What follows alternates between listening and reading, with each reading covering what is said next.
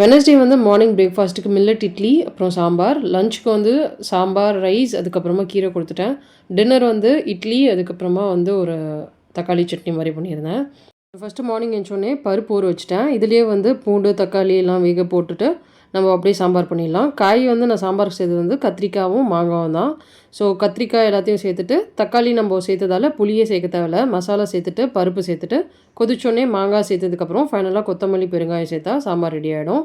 அதுக்கப்புறம் இந்த ப்ரோசோ மில்லட்ல அரைச்சு வச்ச மாவுல கொஞ்சம் பீட்ரூட் சால்ட் சேர்த்துட்டு மாவை கரைச்சி ரெடி பண்ணி வச்சுட்டேன் இட்லி ஊத்த. அதுக்கப்புறம் கீரை பொரியல் பண்ணிட்டு இட்லி ஊற்றிட்டேன். இது வந்து நார்மல் இட்லி மாதிரி தான் இருக்கும். டேஸ்ட்டு எந்த டிஃப்ரென்ஸும் இருக்காது. நல்லா சாஃப்ட்டாகவும் இருக்கும்.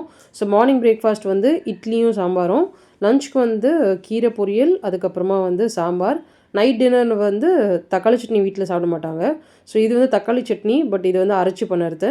ஸோ இட்லி, தக்காளி சட்னி. ஸோ மார்னிங் வச்ச சாம்பாரும் கொஞ்சம் இருந்துச்சு.